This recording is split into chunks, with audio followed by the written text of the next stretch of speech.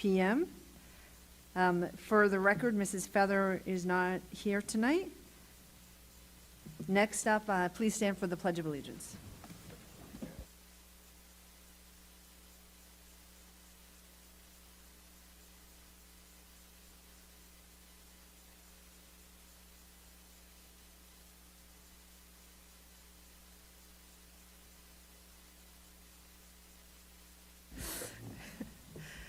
Next item on the agenda is approval of agenda. I need a motion to approve. Motion by Mr. Collins. Second by Mr. Rogalski. All in favor? Aye. Opposed? That passes 6-0. Next item on the agenda is the consent agenda. Item A, approval of minutes from the regular meeting 7/13/2023. Item B, approval of minutes from the executive session 6/22/2023, the executive session 7/13/2023. Item C, the enrollment report 8/1/2023. Item D, the school police report 7/1/2023. Item E, school bus inspection reports 8/1/2023. And item F, residency truancy report 8/1/2023. I need a motion to approve the consent agenda. Motion by Mrs. Rogalski. Second by Ms. Smith for discussion. Not quite in discussion, but on the police report for the school, there's something on there that did not belong to the schools. That on July 5th, I guess it was a fire on Front Street, and somehow it got into our report, so we should not think of it, if anybody's looking at it, we didn't have a fire at a school. It wasn't related to our schools. All right, thank you for that clarification. So we have a motion and a second. All in favor? Aye. Opposed? That passes 6-0. Next item on the agenda is personnel announcements. Mrs. Drezek. Thank you. Tonight we have 23 appointments. So our first appointment was effective on 7/24/2023. That's Hobby and Gutierrez, our new principal at McCourt Middle School.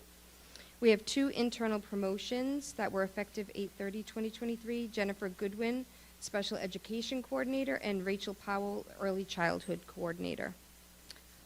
Appointments effective 8/30/2023. These are all teachers. Christopher Artega, Kindergarten at Ashton. Melissa Barra, Math Essentials at McCourt. Nina Boner, Math Grade 7-8 at North Cumberland Middle School. Renee Brannigan, Special Education at North Cumberland Middle School. Erin Bruzy, MLL at McCourt, 1 year only. Allison Cullen, Social Studies, Grade 6 at McCourt, 1 year only. Nicholas Hamilton, Social Studies, Grade 7-8 at McCourt. Jillian Kern, Grade 3, Community, 1 year only. Hannah Murray, Special Education Community. Denise Provost, Business at Cumberland High School.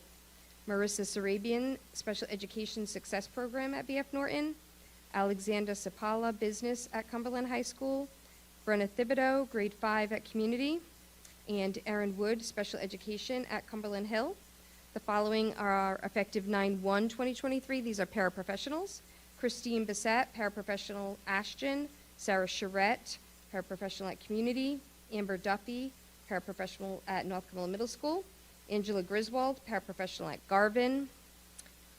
Donna Larivia, Paraprofessional at North Cumberland Middle School. And Wendy Peralt, Paraprofessional at the preschool. We have 2 unpaid personal leave of absences. Brianna Delon, Speech Language Pathologist. And Holly St. Pierre, Spanish Teacher at Cumberland High School. We have 2 resignations, both effective 8/4/2023. Caitlin Martino, Special Education Teacher at the preschool. And Patricia Pora, Reading Specialist at Cumberland Hill and Garvin. We also have an additional one, Susan Miller, Special Educator at Cumberland High School. We do also have a retirement after 28 years of service, Evelyn Codier, Paraprofessional at Ashton. And that's it.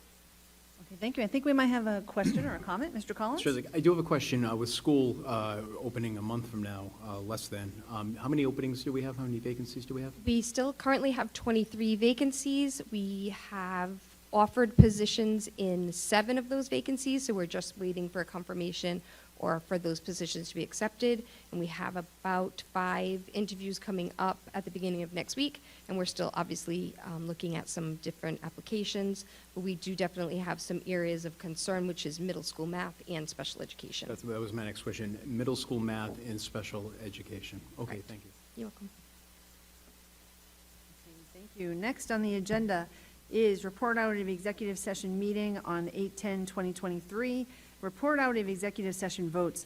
we did take a vote in executive session, and we took a vote to follow or pursue legal action concerning the Department of Education requiring changes to the Cumberland school calendar, which has resulted in the elimination of early release days on Wednesdays. So, and this passed 6-0 to give our attorney the approval to move forward with this. So, early release Wednesdays, just as a little background, when my son was in first grade and now he's about to graduate college, I joined the Cumberland School Strategic Planning Session. And one of our issues that we had back then across town were that there was a real discrepancy between elementary schools, and that people felt you had to live in a certain section of town in order to get a good elementary school. And there were a number of reasons for that. And one of the things we enacted, or we saw as a potential solution, is providing common curriculum across grades, common planning time where teachers across grades across town would get together and ensure that we're providing a consistent, high-quality education for all students in Cumberland. And so one of those solutions was early release Wednesdays to allow teachers to have common planning time and to work together on all kinds of things. And that has been in effect since 2011 or 2012. So we've done this for a really long time, and we believe this is an important piece of our achievement results, an important piece of our puzzle of having teachers being able to get together weekly to really dig into some of these issues. If we take away the early release day, we don't have another way to make up for this. We don't have another way to make up for all of these hours that we would be losing, that teachers now really appreciate, and that has helped us. So we believe that the Rhode Island Department of Education, their regulation is actually not aligned with the state statute around the number of instructional minutes needed per day, and whether that's on a daily or on a yearly average. We meet the yearly average of instructional minutes across the board. We exceed it, actually, across all of our schools. But now RIDE is saying you need 330 instructional minutes per day. And on early release Wednesdays, we have 300 instructional minutes. But on all the other days, we have more instructional minutes, so it all works out. So myself and Dr. Thornton and Mr. Adams, we did meet with RIDE last week to present our case to them, or to let them know how we felt about it. And also they said, yeah, we hear you, but there's nothing we can do about it.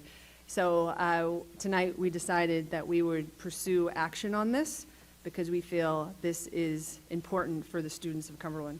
So that's what this vote meant, and it was a unanimous vote for the school committee. Next item on the agenda is a vote to seal the minutes of the executive session. I need a motion to seal. Motion by Ms. Smith. Second by Mrs. Vogel. All in favor? Aye. Opposed? That passes 6-0.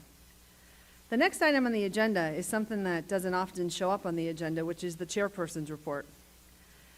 And the agenda item is a statement regarding A7, the policy affecting students who identify as transgender or non-binary.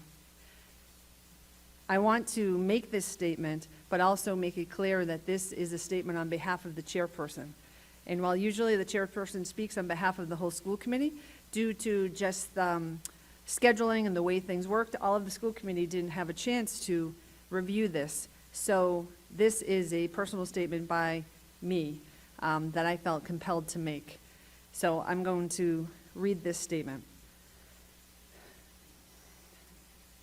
I want students and parents throughout Cumberland to know that the school committee is committed to ensuring school is a safe place for everyone. I am proud to say that in 2016, Cumberland was the first district in the state to approve a policy protecting transgender and gender nonspecific students of all ages. This effort was led by Mr. Fiorello, our policy subcommittee chair. This policy, titled A7, Policy Affecting Students Who Identify as Transgender or Non-Binary, and is still in effect today, allows students to be addressed by a name and gender they prefer, whether or not it corresponds to their birth gender, and whether or not parents are aware. It also permits students to use the restroom consistent with their gender identity. At the time, our former Director of Special Education, Dr. Rachel Santos, said, "I believe we have a responsibility to make sure we are making schools safe for all students. This is a population that has a higher rate of suicide, a higher rate of violence against them, a higher rate of bullying. This is a population we need to make sure is protected." And this remains true today. Research shows that transgender young people report better mental health outcomes when they are allowed to use their chosen name and pronouns and access the restroom that corresponds to their gender identity at school. In the 2022 National Survey on LGBTQ youth mental health, conducted by the Trevor Project, a leading suicide prevention organization for LGBTQ young people, of 33,000 respondents, 41% of LGBTQ young people seriously considered attempting suicide in the past year. They have these survey results by state, and for those in Rhode Island, it was 42% of LGBTQ young people in Rhode Island seriously considered attempting suicide in the past year. Also in this survey, only 38% of LGBTQ young people found their home to be LGBTQ affirming, a safe place. And in Rhode Island, it was the same number, 38%, which means a startling 62% did not find their home to be a safe place, an LGBTQ affirming place. Our job is to ensure school is a safe place for everyone. I do want to clarify one piece of the policy, which states, the district is required to maintain a mandatory pupil record that includes a student's legal name and legal gender. However, the district is not required to use a student's legal name and gender on other school records or documents. The district will change a student's official record to reflect a change in legal name or legal gender upon receipt of documentation that such a change has been made.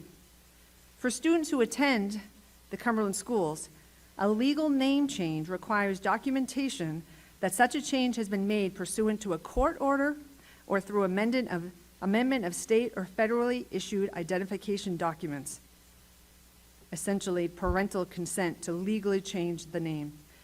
The district cannot change a student's name or gender on their official record without this documentation.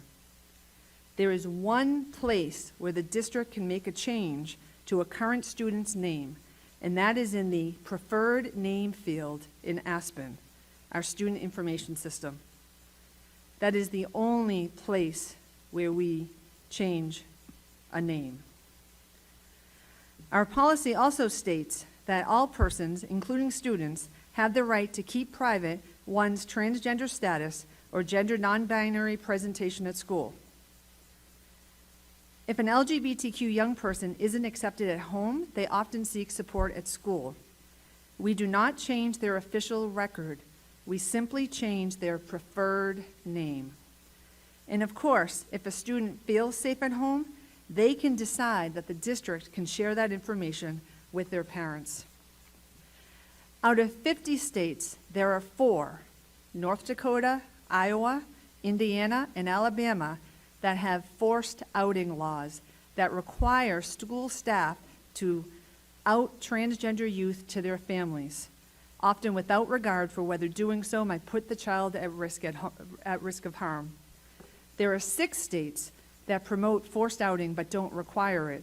And the remaining 40 states, plus DC and the 5 U.S. territories, do not force school staff to out transgender students to their parents. Rhode Island is one of these states, and our policy reflects that.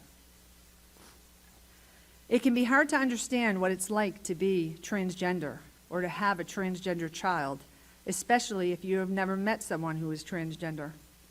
We don't need to understand everything about each other to treat one another with dignity and respect.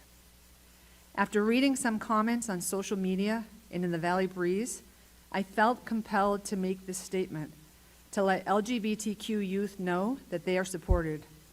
I can only imagine what it would feel like if one of our LGBTQ youth read some of those comments. especially if they do not have a safe space at home. Transgender young people deserve to be happy and healthy. Like all young people, they have the best chance to thrive educationally when they are supported. It's about education, intolerance, and changing culture. The Cumberland School Committee and the Cumberland School District is committed to this. Thank you. Next on the agenda is the superintendent's report. Good evening, Madam Chair and School Committee. I have 3 items for you this evening. Mike, if you could.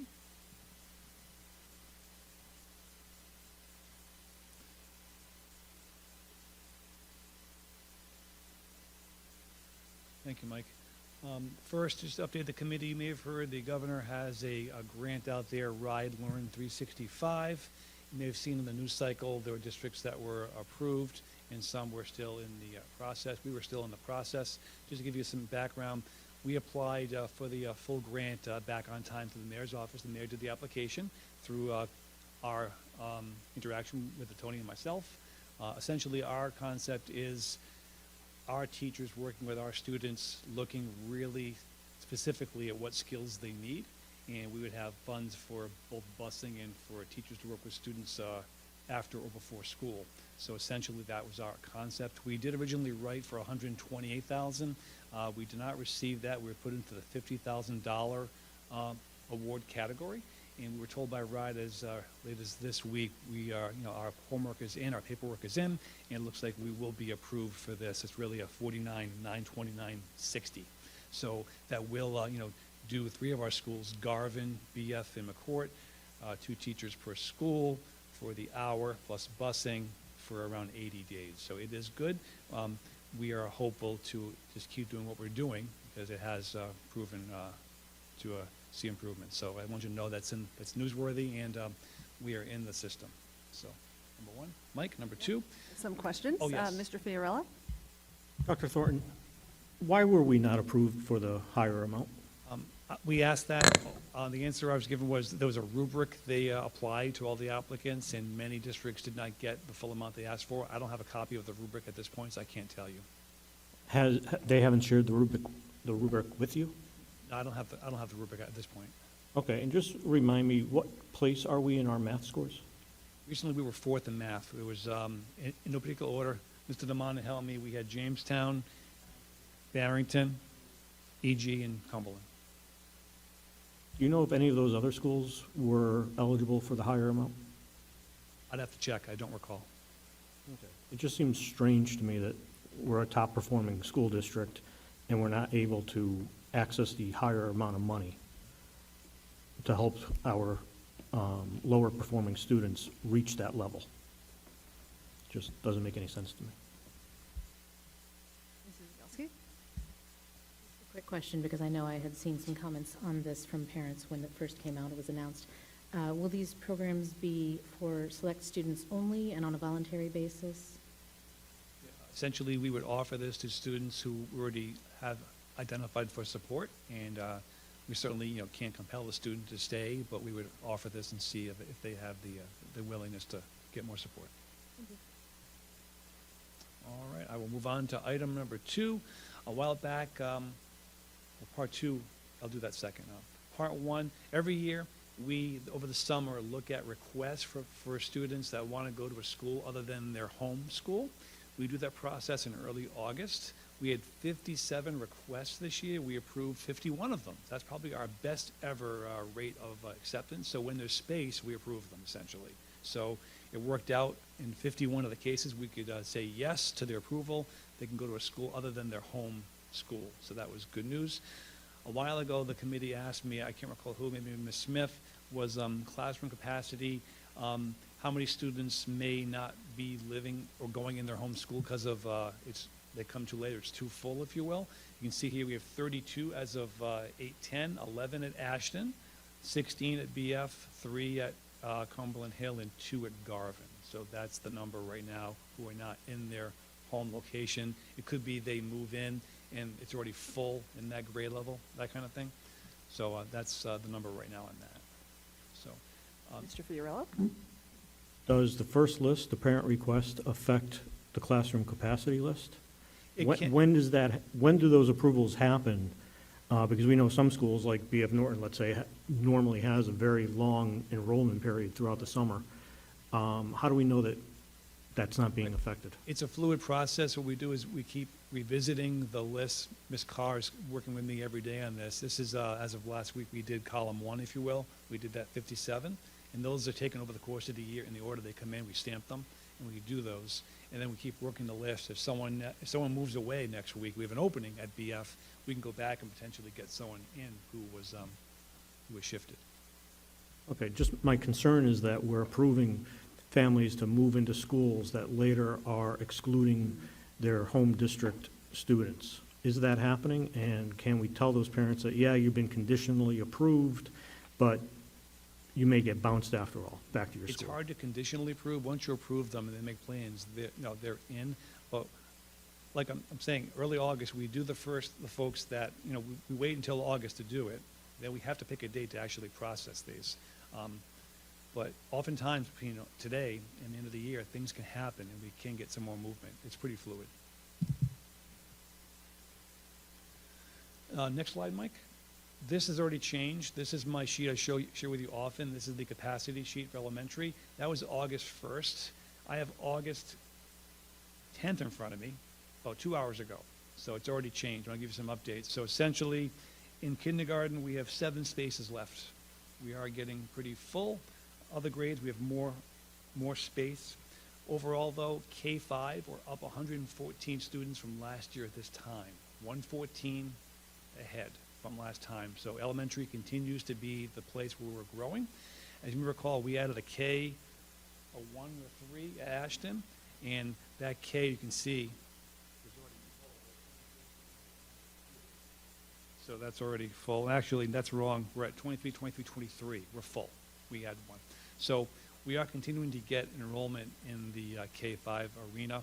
Middle school, right now, we're down 20. We're down 18 at McCourt, down 2 at North. High school right now, we're down about 40. Overall, though, we're still up, around a little over 50. So year over year in August, we're plus 50, and that speaks well to the budget season and RADM and that whole situation. So we are growing, but elementary really is the story where we continue to grow.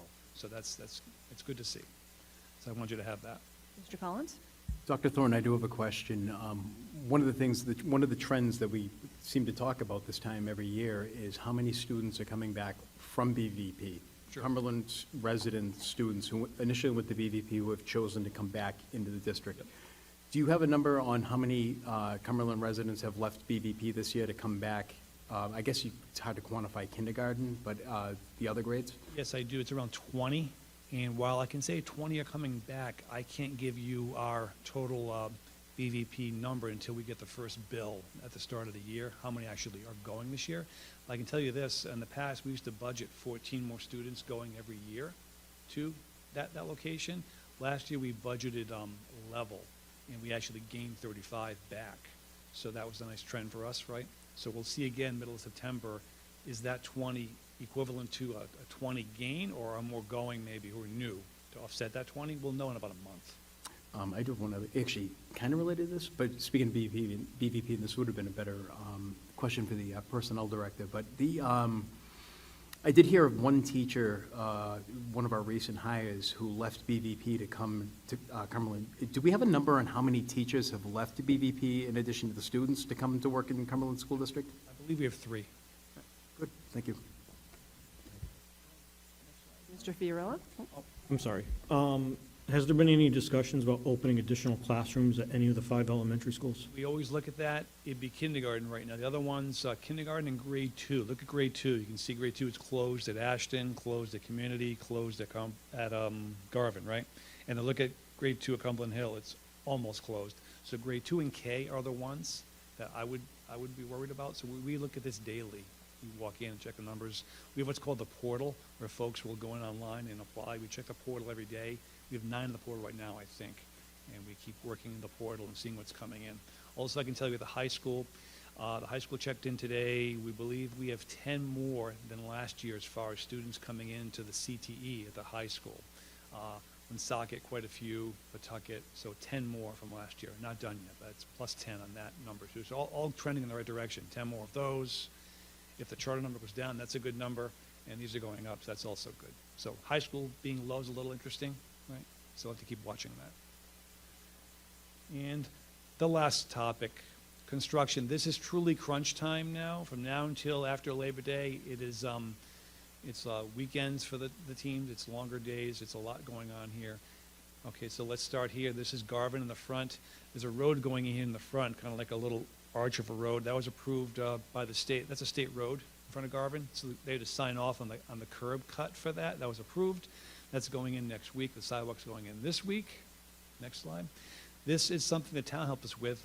We know there are a lot of folks who drive their kids to school at Garvin, and oftentimes they can kind of back up on the road in front of Garden, and that's a problem.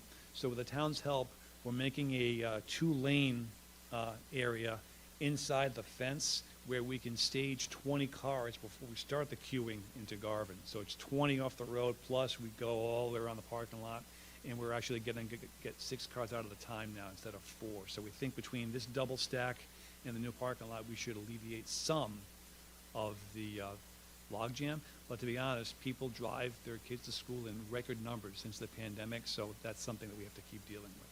But that's the good news. Also, while I have you in this slide, I want to show you something on the front. There are 2 things of note. That old fence in the front, that's on the agenda tonight. That's a real awful looking fence that we had to tackle. So that's on your agenda, potentially approved, was brought in fiscal. And the trees in the front were from the town. It's a federal grant. I'll talk more about trees later, but we're getting trees in many locations. That's one example where they put in trees. So picture a nice new fence, a finished queuing area, and a nice tree section there.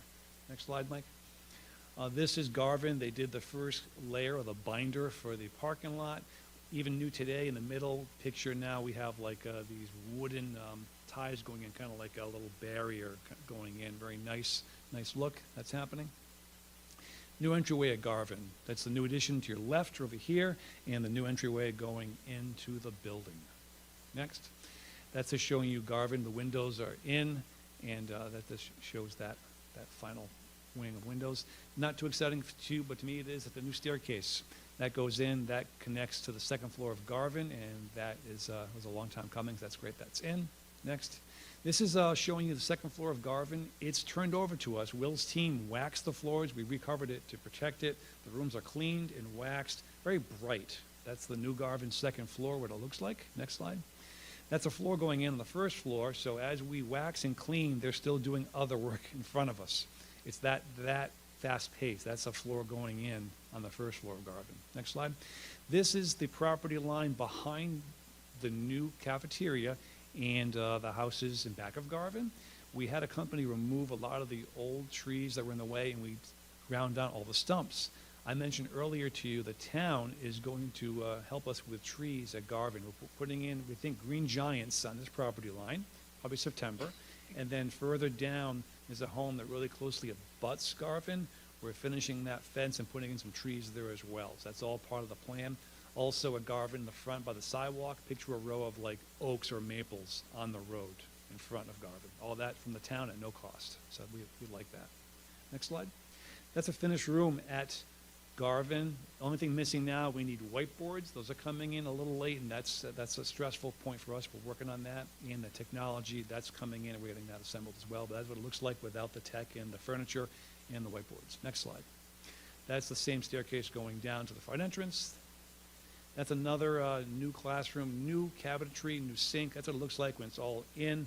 Obviously, the floor's been waxed by Will's team. That's ready to go. Another new classroom, you can see. So we have some new areas complete and some areas still in process. Next slide. Bathrooms, the partitions are in. Those are being assembled as we speak. And another new classroom, those blank spots are where the whiteboards go, all those locations. So that's what still has to come.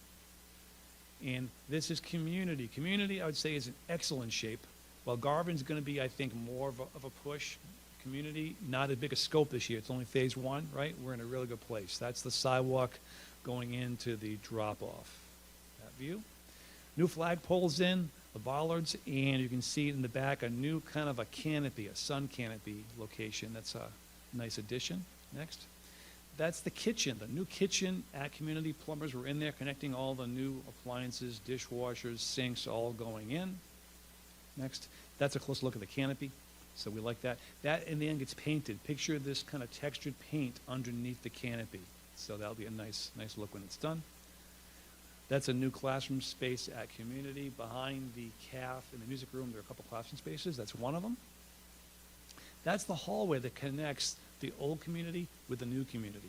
I'm in back at the new location. I'm looking at the old building straight ahead. So they connected that. The floor is all new, all completed. That's a picture of the floor. The stage at Community is tremendous. Really can't see it well in this light, but it's really looks sharp. So that's a nice addition at Community, having a stage. That's the drains being put in at Community. This is the drainage area off the side of the driveway.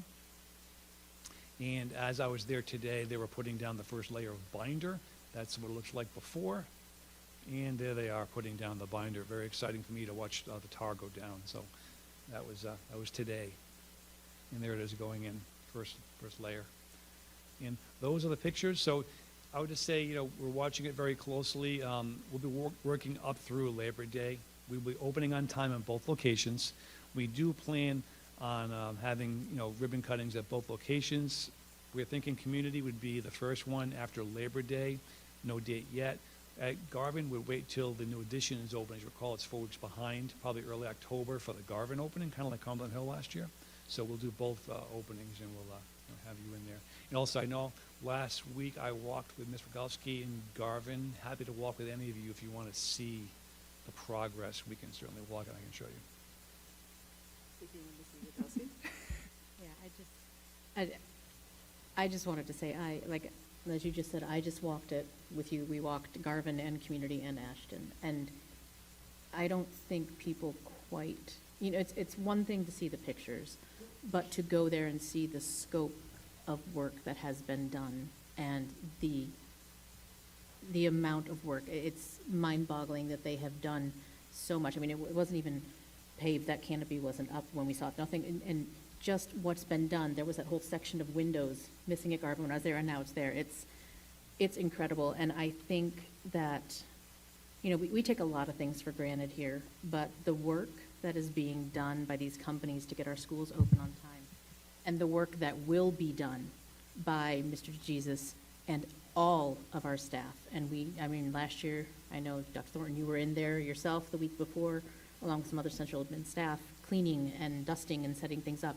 The amount of work that will happen over the next 3.5 weeks that has already happened it's incredible. And I don't want anyone to take it for granted. There is so much being done, and you might drive by and you might not see anyone, but it's happening so much on the inside, and just seeing it in person was so impressive, and I am so excited. And it just, even since we walked, just these pictures, the updates from how it looked before. So but just appreciate the work that everyone is doing behind the scenes to get this all up and running for our kids. It's incredible, and our teachers too. Thank you. Ms. Smith? Dr. Thornton, semi-related to the construction, there's been a lot of questions about when we may start to look at redistricting and what your goals would be in relation to that.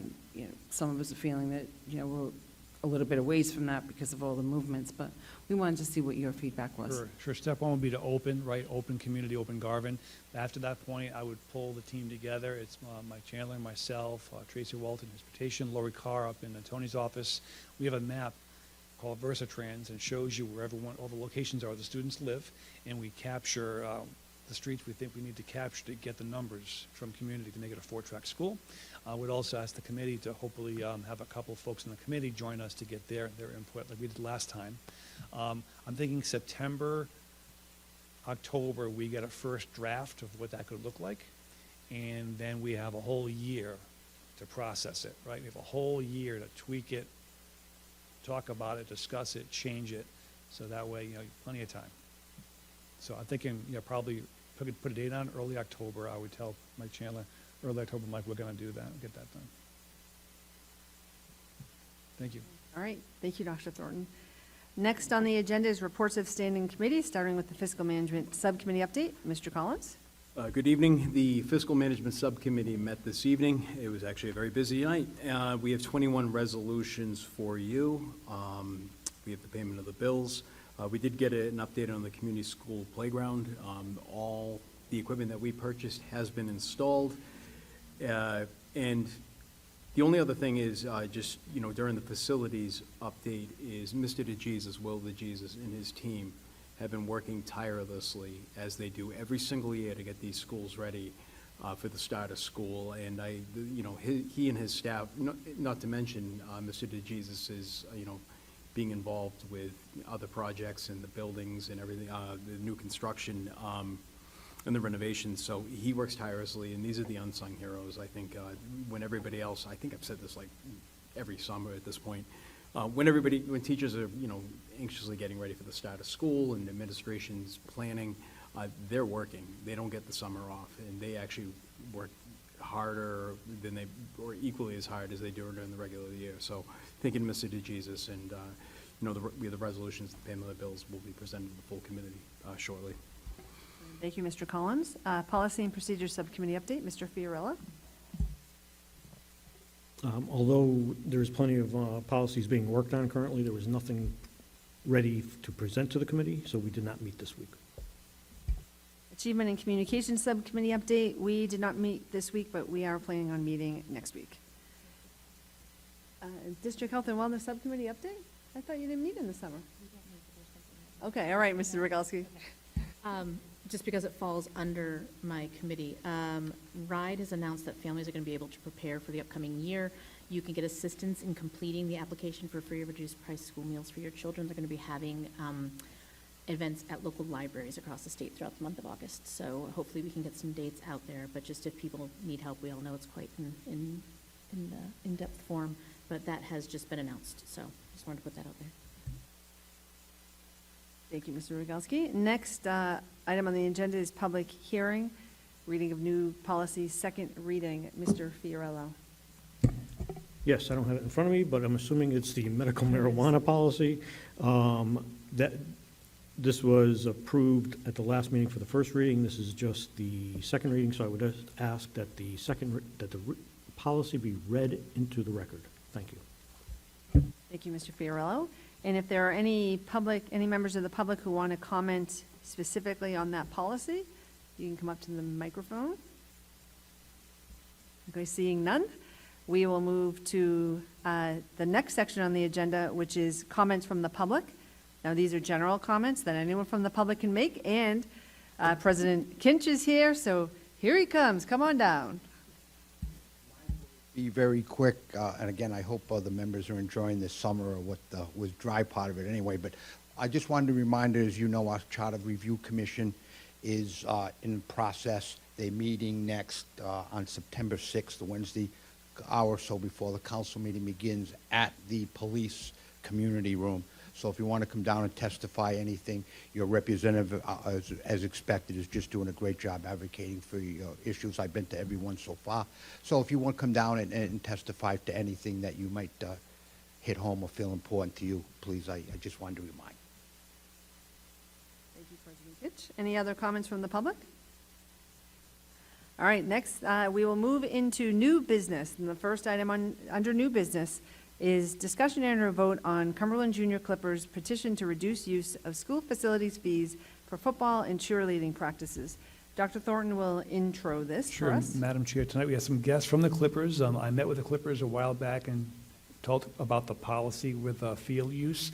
Per the policy, they did want to come and make their case to have that reviewed. So they are here tonight to present to you their thinking on the field use. Okay, so I invite you to come up to the microphone, state your name for the record, and we will have a discussion.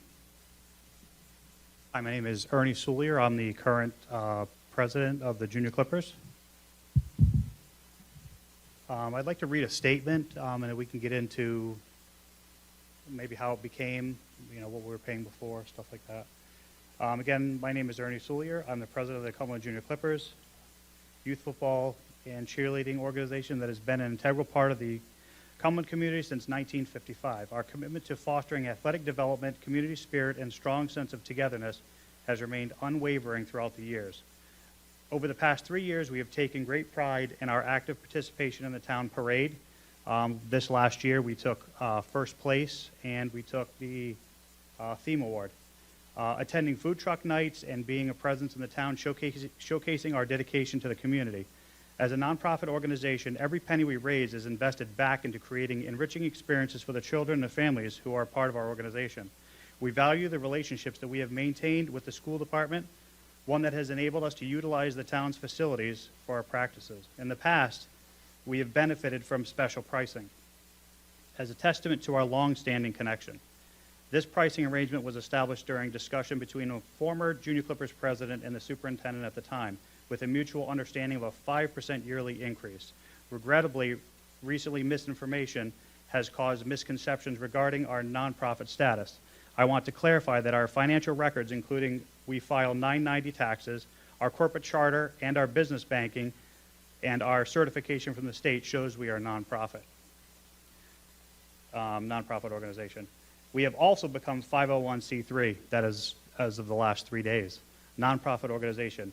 The funds we generate are solely reinvested into the youth and cheerleading in Cumberland, ensuring a positive impact on the lives of children and families we serve. This price increase was brought to our attention 2 weeks before our season start. The increase was over 4 times the amount we usually pay, which was a bit shocking for the organization. The Junior Clippers, along with other sport organizations in town, play a pivotal role in sustaining youth sports in Cumberland. While we function under our own bylaws, we greatly appreciate the support we receive from entities such as Parks and Rec, and as well as school department. This collaborative effort underscores our shared interest in nurturing the youth sports and community engagement. As we strive to maintain the excellence and affordability of our program, we humbly request your consideration for reasonable pricing adjustments for the use of school facilities this year. While we acknowledge the potential need for increase, we kindly urge for a gradual adjustment from the previously negotiated rates.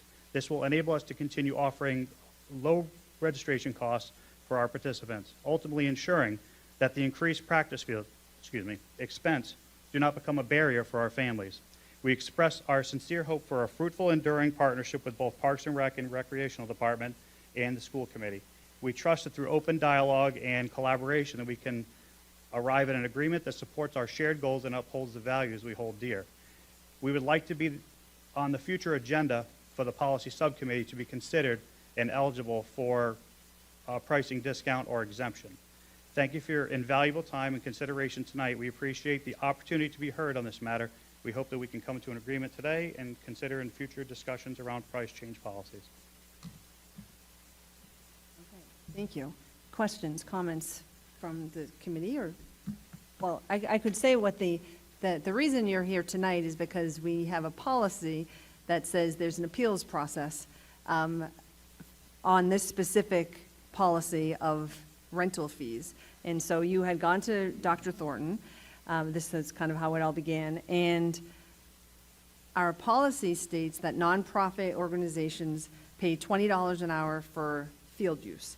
And recognizing, the discrepancy of what you have been paying and what that would require you to pay, Dr. Thornton isn't allowed to make any modifications to the policy. So that's really why you're here tonight. You aren't allowed to make modifications to the policy. But I have a couple of questions. I'm sure other people do as well.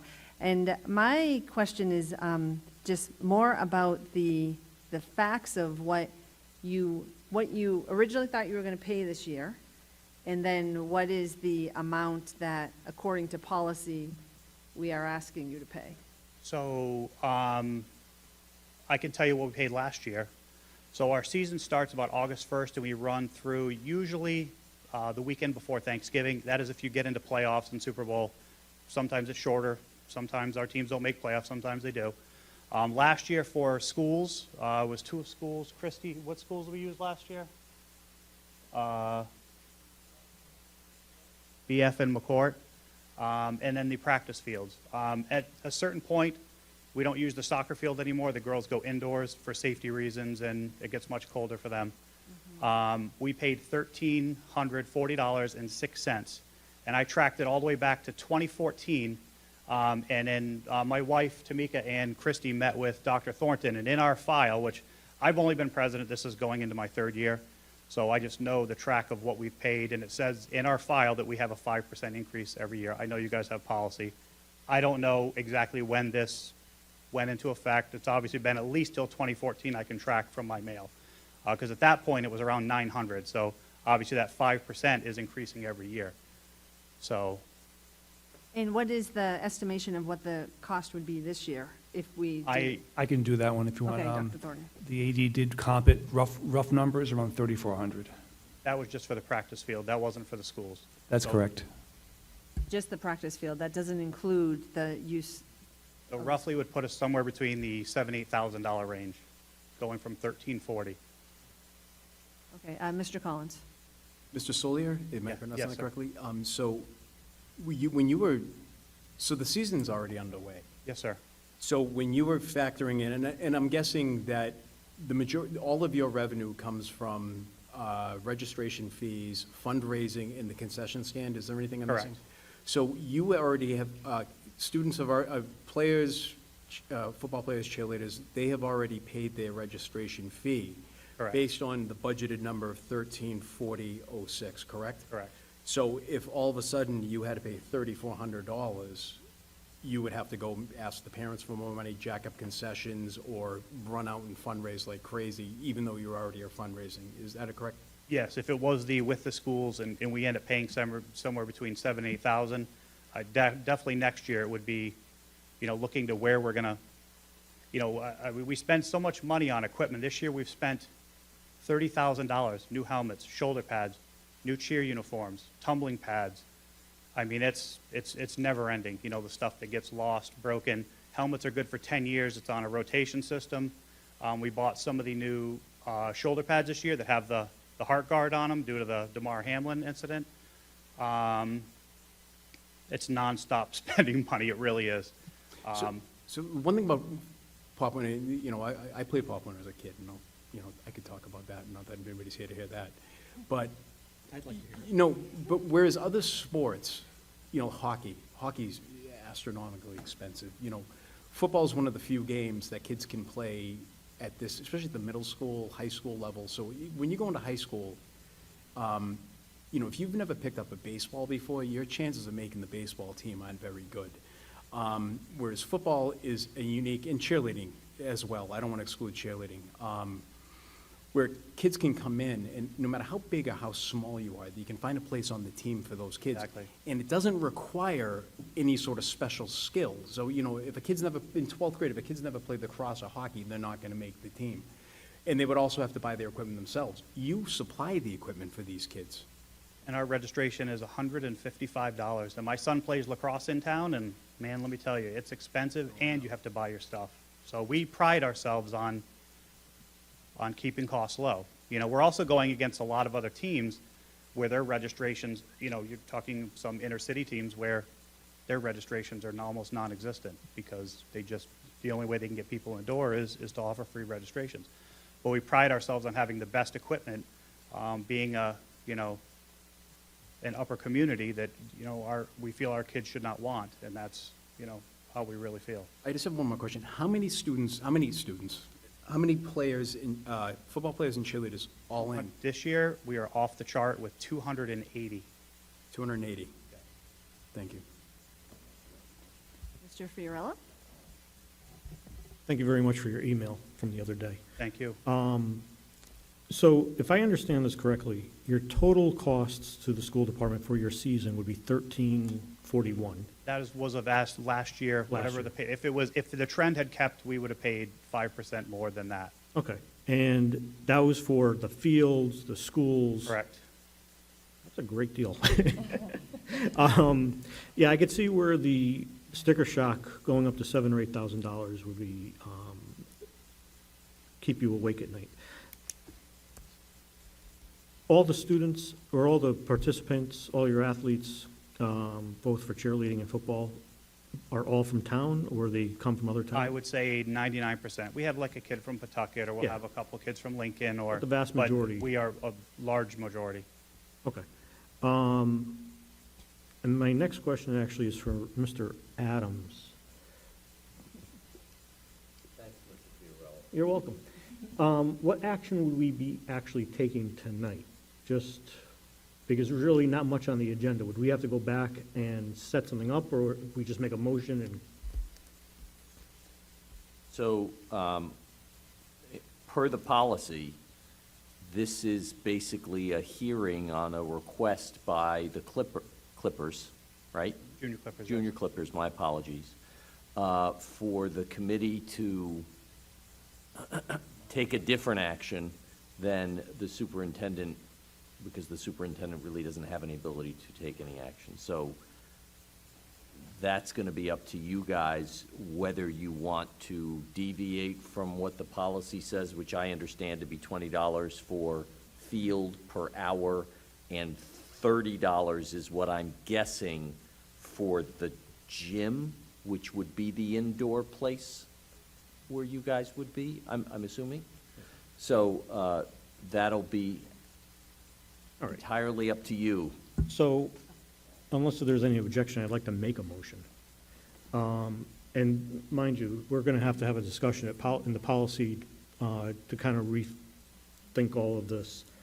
But I would make a motion to keep their fee for this year at what they expected to pay, whatever last year was, plus the 5%.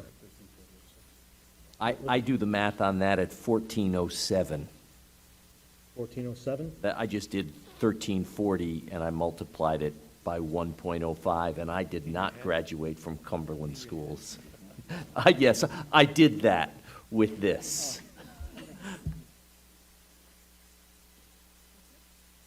Actually, Oh, hold on. Are you Hold making on. a motion? Did you make a motion? I'm holding on to that motion for a second, I think, because Mr. Collins has done some math over here. So I just wanted to bring into this, because I agree, my granddaughter's been part of the program, I was part of the program growing up, so like it's a family thing. You know, I look at this and what you're saying, if we take the average and split that between 7,000 and 8,000 at 7,500, we look at that at the 1,340, that was the price last year, we divide that out by 280 participants, and we're looking at $22 more per participant for the season. So I'm just wondering, is there some way that we can bridge with you for this year so that we can try to split some of that? And is there any opportunity for the parents, have you talked to them, has anybody discussed it, to look at that fee? Because between that and fundraising, $22 per child.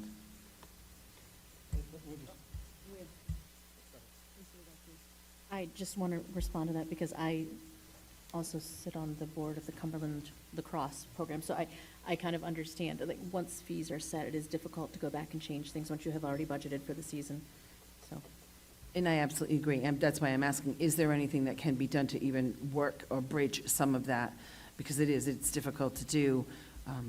It is a big gap and a big difference, and we don't know where that fell down and where that deal was made, and I'm sure many of us are not part of that.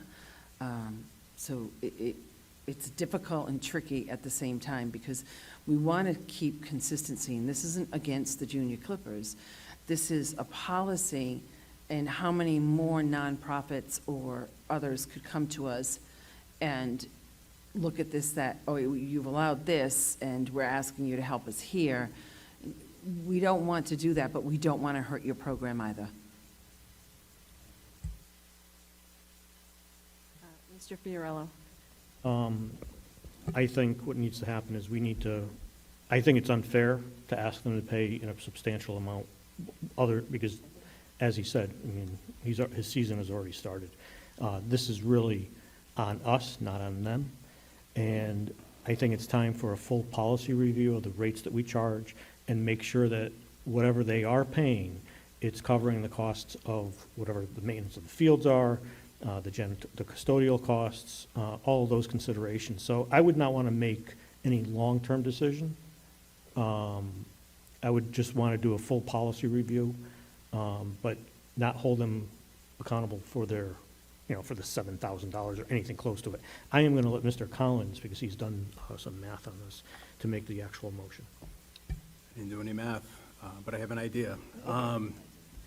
So, you know, I mentioned this before, this is really near and dear to my heart. So I played Pop Warner in middle school, yada, yada, and my family couldn't afford the $50 back in 1990, whatever, when I was in middle school, 91 maybe. And what happened was I missed the first practice, and it got back to the head coach, and he called me, and he said, don't worry about the money. So his name was Don Facilities, he's passed away, but the impact that Pop Warner had on my life, and I couldn't afford it. So my concern is that if all of a sudden we throw this at you, $20 is a lot of money to people. My parents couldn't afford $50. No, and that's fine, but they couldn't afford that. So my motion is this, you know, and I already know this is, you know, a personal thing for me, and sometimes I try to, but it's very personal. So when I played Pop Warner, played high school, played all the way through college, it was one of the most important things I ever did. So my motion is to freeze the number that you had in mind. I think it's 134006. And then the second part would be to enter into negotiations with the superintendent to come up with some sort of arrangement. I don't want this personally, I don't want this impacting the program this year, 280 kids, the families and fundraising, and then if you know, and you're in negotiations soon with the superintendent or his, you know, his designee, then you can plan ahead accordingly this time next year, you can do the appropriate fundraising. Because I do understand the precedent that's set and all this, but the impact on the community and these kids is something I can't overlook. Wait, did you make a motion? I did. Oh, wait, hold, So I'll make a motion with the freeze the number, as Mr. Fiorello had said, freeze the number, and then with the 5%, was it an increase? What is the exact wording? Well, just what the gentleman said was that they were expecting 1340 plus 5%. plus 5%. So 1407.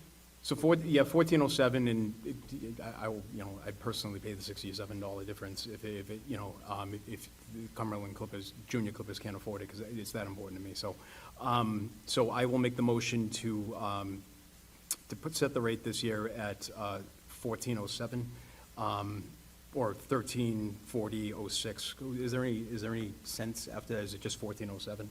I did it based on 1340 without the 6 cents. Whatever. So, I mean, it's really not, remember, this is also important to understand, this is not a huge revenue generator for the school department.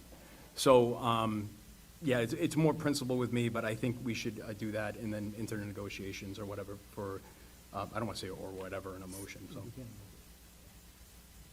We can't have negotiations, it's just a matter of fixing the policy. Okay. Fix the Thank you. policy. Can we clean up this motion? Okay, How about if I clean it up a little bit? Please, As I please. understand, there's a motion on the table to, for the 23 season, right? That's what we Correct. call it.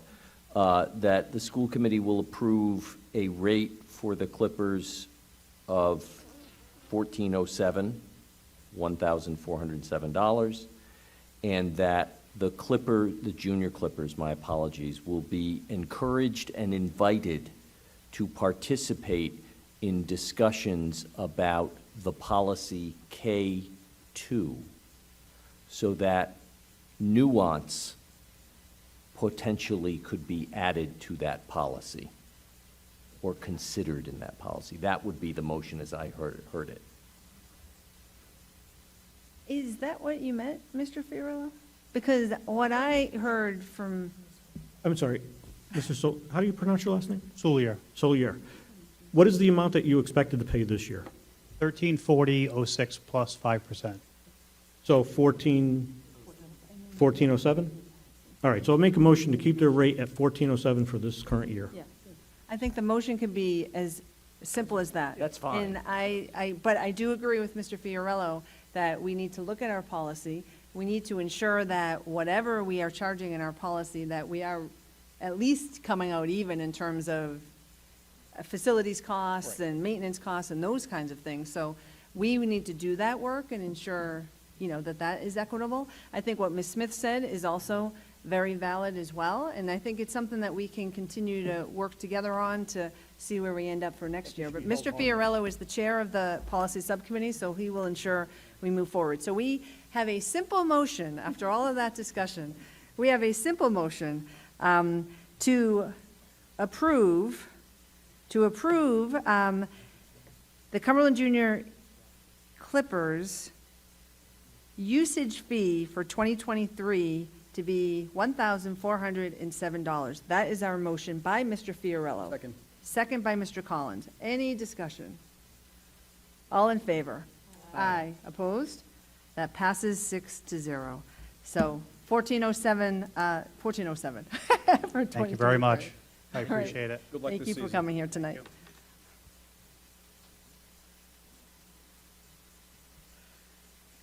Okay, next on the agenda, discussion and a vote to approve amendments to the superintendent's employment contract. This is actually something that was discussed in exec. And so, so we need a motion to approve amendments to the superintendent's employment contract. And we have to specify it. So I'd like to make a motion to approve an amendment which adds 2 years additional to the contract, having the contract end in 2026. Right now, it's a 1 year ending in 2024. I would also like to add that amendment to increase the salary this year to equal that of the same percentage that we did with our G6, and also to modify the contract so that the vacation time that's in G6 is the same as what we will put in our superintendent's contract. Just should be noted that the 2 following years, those are to be determined as far as salary or any changes to salary. So that's my motion. Yes, and just to add to that is the vacation policy and the salary increase will be retro back to July 1st, 2023, because that's when this would have been made. So we have a motion to approve the amended contract for Dr. Thornton to extend it for 2 years, expiring June 30th, 2026, and in accordance with the G6 policy to align that on the vacation policy and align it with the percentage salary increase that G6 got for this year, with the following 2 years to be TBD as we enter into those negotiations. So we have a motion. Do we have a second? Second for slight discussion. Second by Mr. Fiorello for slight discussion. Yeah, all that we're really doing is having Mr. Adams draw up a new contract. When the contract is done, we will still have to vote on that contract for you to sign it, and Dr. Thornton to sign. So this is step 1. Okay, so we still have a motion on the table to approve these amendments to the superintendent's employment contract. We have a second by Mr. Fiorello. Any other comments? All in favor? Aye. Aye, opposed? It passes 6-0. Madam Chair, if I could, I just want to thank the committee for their support. Thank you. Stuck with us for 2 more years, Dr. Thornton, at least. Next item on the agenda, discussion and a vote to approve the revised 2023-2024 school calendar, the elimination of one right to read day, changing the last day of school date. Dr. Thornton. Madam Chair, we found an error. Actually, the union president helped me find the error. So we had one extra right to read day, so we corrected it, and now the bottom line is we'd end on June 17, and we would strike the May 31 on that. So that's good. We actually end on the Monday versus, going up into almost Juneteenth. So June 17 will be the last day.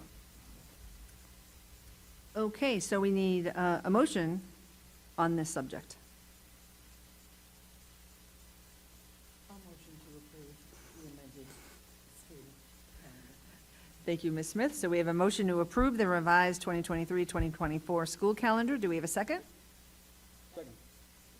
Second by Mr. Collins and Mrs. Vogel. Any other discussion? All in favor? Aye. Opposed? That passes Nay. 6. Nay? Nay, I'm against the whole thing. He's against the right to read. Okay. Yes. It passes 5-1, and the last day of school is now officially June 17th. Correct. Okay. All right, we're getting a little antsy up here, Mr. Fiorello. Next on the agenda is discussion and or vote to approve the revised 2023-2024 start/end time schedule, preschool PM hours and middle school end time. Dr. Thornton. Yes, Madam Chair, in your package, you'll see some highlighted areas. You approved this previously. We now have a revised preschool PM going 12:45 to 3:15, and then revisions at the middles with end time and bus times at 2:36 to 2:45 for the bus times. Why? That's the range. Dr. Thornton, can you explain why the changes? Working with Ms. Carbonic with the preschool and the busing, and knowing that they are guests this year at the high school, they wanted to make the most optimal time to have the preschool come and go. So that made sense for Ms. Carbonic, and for working with our bus company, they could accommodate her. So that was the reason for the first one. And what about the middle school changes? Just looking at the fleet and how we deliver all the students and all the tiers, that was the adjustment they had to make. Yes, And that's not going to affect the elementary schools in the last tier? correct. There's no effect on the other tiers. Okay, so we have a revised 2023-2024 school start end time schedule. Motion to approve. Motion by Mr. Fiorello. Second by Mrs. Vogel and Ms. Smith. Any discussion? And Mr. Collins, everybody? All in favor? Aye. Aye. Opposed? It passes 5-1. Mrs. Rogalski said nay. Okay, next on the agenda, discussion and or vote to approve the school bus safety camera enforcement program. Dr. Thornton. Madam Chair, I've been working on this for a while with the police department. The concept is to install cameras on our buses that can help make us safer. As you know, probably more than we'd like to hear about it, people do go past buses with the stop sign out. So other towns have done this. I've done this in my past life. And with the new chief, I'll call him still, we agreed we wanted to pursue this. The company is called Vera Mobility. The contract was reviewed with Mr. Adams. There's no cost to us. What happens is Vera Mobility puts cameras on the buses. If someone was to run a bus with the arm out, a picture's taken, it goes to the police station, an officer has to read the film, kind of like when you have one of those cameras you see in towns. And if they are in violation, they're issued a ticket, and the funds are split between Vera Mobility and, I believe, the town. We have Mrs. Rogalski and then Mr. Collins with the question. I just want to ensure that it's not going to be photographing any students on the buses themselves, facing outside only? Yeah, it's just the outside camera on the bus. Mr. Collins? I want to thank Dr. Thorne for pursuing this. If you recall from last fall, there was an incident down near Phantom Farms where a car tried to go around 3 other cars and almost hit a kid or something near the rock wall. And by the grace of God, there was a Rhode Island State Trooper who was right a couple cars behind, pulled them over, and they were, I don't know what I'm assuming they got a ticket or got arrested. But that's, and I remember having that issue, and Dr. Thorne, I think, said last fall, he said, yeah, we're looking at these cameras, we're gonna have to get these. So right in time for the start of school, and, you know, we unfortunately, we can't control what other people do, reckless driving or whatever, but this is just another tool to keep our kids and our drivers and safe, and it's, you know, it's good for the whole town that people aren't driving like maniacs. But if they do, they'll be held accountable. And Mr. Fiorello? I want to thank Dr. Thornton and Chief Benson, because honestly, Paul DeMonica and I had been trying to get these cameras on these buses for several years, but there were always roadblocks in front of us, so I'm very thankful that it's happening. Ms. Smith? Could you just let us understand a little bit more, because the buses are owned by Durham? So Correct. could you explain that a little bit more in Durham and their involvement, because the cameras will belong to us Right. via the company? Durham has authorized that they are in agreement, that they want this to go forward. The company, Vera Mobility, would install their equipment on the Durham bus, and we have no fiscal component to that. Mr. Adams did review the contract with the attorney from the town. He can certainly opine on some of the finer points of the contract as far as, obligations and that type of thing. Mr. Adams? Mr. Adams looks like he's So, itching to tell yeah, us something. no, I'm not really, but I will say that I'm not used to this. I don't know how you guys do this. I have had conversations and emails with Kelly Morris Salvatore, who is the town solicitor, and with a member of the police department, because this contract is among Vera Mobility, which is the company that is providing this equipment that will hopefully catch drivers who do bad things around school buses. And it involves the town, because the town is going to then be able to ticket these people who do this and get revenue from that. And it involves the school department, because they're the buses that we have school children on. When I looked at the contract, in those discussions, I think they're still working with Vera Mobility in terms of finalizing some of this. But I suggested to them that this committee, if it were inclined to vote on the contract with a couple of amendments to the contract that we had talked about, which Kelly sent to me today. For example,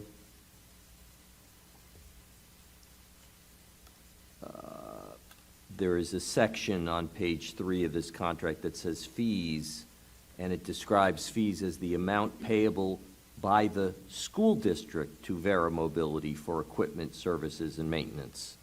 That has been changed to say payable by the municipality, which is the town, just to make sure that it's clear that the school department is not paying that, the town is. And that's a change that Kelly made. I didn't make it. A second change was around automatic renewals, which the town has a specific ordinance on. There will be no automatic renewals, so that was modified. And the only other change that I think is significant, bear with me.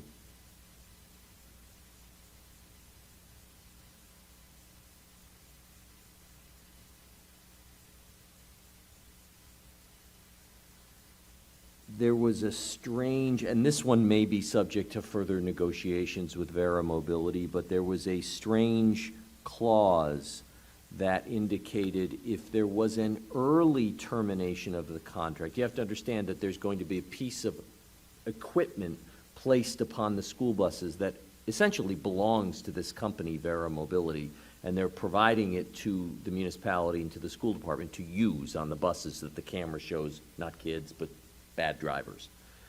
So there was a clause that says in the event that there was early termination of the agreement, the school district shall pay Vera Mobility an early termination fee of $10,900 per camera system. That one I thought was a little strange. So I said, that doesn't make any sense to me. So that has been removed by the town. And so I am in agreement with that. It's been removed in its entirety. My thought was that if anybody's going to owe some early termination fee, it would be the town, not the school department. But Kelly has struck out that entire section, which I think is appropriate. So those are changes that have been made. And there was another change that there's a service fee that doesn't affect you. It's a town service fee. But those are those important changes. So what I suggested to them was that I would sort of recount the changes, and then if you guys were inclined to vote in favor of it as modified, that doesn't bind you to anything because the town hasn't signed off on it. And if the town changes its mind, you will have voted on changes that may get further changed and it may come back to you. But as a sign that you're interested in doing this, I don't think it's a problem for you to sign on as amended, because these are the amendments I was recommending, if that makes any sense. Yeah, so the actual agenda item says to approve the school bus safety camera enforcement program. Doesn't say the contract. So can we missed that. vote to approve that we're in agreement with that? Yeah, So- you are signatories to the contract. So I think, I did not note that. I missed that when Cindy sent this out. I just missed that. That's my bad. I probably perceived it to be contract when it said program or what have you. So I think you take no action on it. Okay. And the worst that happens is it comes back on the 24th, and hopefully you won't need me talking so much. We really have done a lot of talking tonight. So we're going to table this one. Perfect. We're going to move on to item F now. Discussion and or vote to approve the second/final reading of the new policy, H3 Administration of Medical Marijuana. Mr. Fiorello. Yes, this is the policy that we passed a couple of weeks ago for the first reading as policy, as our policy on creating policy.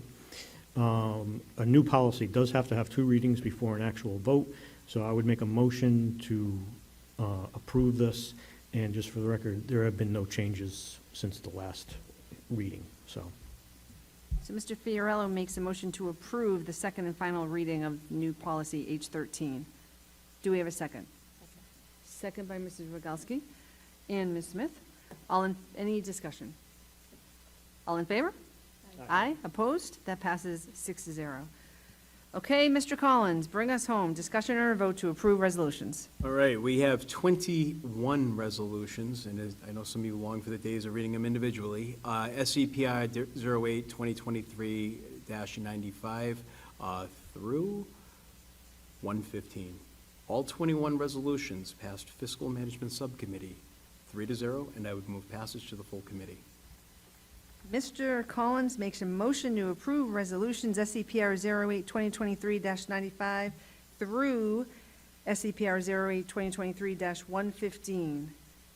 Do we have a second? Second by Mrs. Vogel. Any discussion? All in favor? Aye. Opposed? That passes 6-0. Thank you, Mr. Collins. Next item on the agenda, discussion and or vote to approve payment of bills. You're going to hate me now. So we initially had payment of the bills it was in the file for payment of the bills in the amount of $1,075,199.38. Now, I'm going to try to be as quick as possible by detail, and I will talk slowly. There was a discrepancy in the drive with the ledger. So on the first page is different sets of bills. Good night, thank you. The part where we signed, the Fiscal Management Subcommittee signs, did not match. There were 2 sections of bills, Part 1 and Part 2, for the purpose of explaining. Part 1's number, the voucher what it needs to be paid out, did not match what we were supposed to sign. So there was a discrepancy between $236,345.13 and $622.52. Mr. McGrath found the correct sheet, but we did not have enough time to vet it. So therefore, it's redundant. Therefore, we decided to table that first section, and I am going to caution you, depending on the time frame, we may need a special meeting next week. We just need a quorum just to get our vendors paid. So that being said, I'm going to make a motion. I'm going to make a motion to approve payment of the bills in the amount of $723,576.86, which, after amendments, and a lot of you think this was bad, you should have seen fiscal.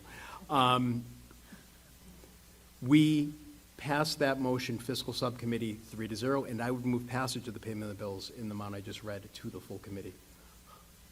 Okay, Mr. Collins makes a motion to approve payment of bills in the amount of $723,576.86. Do we have a second?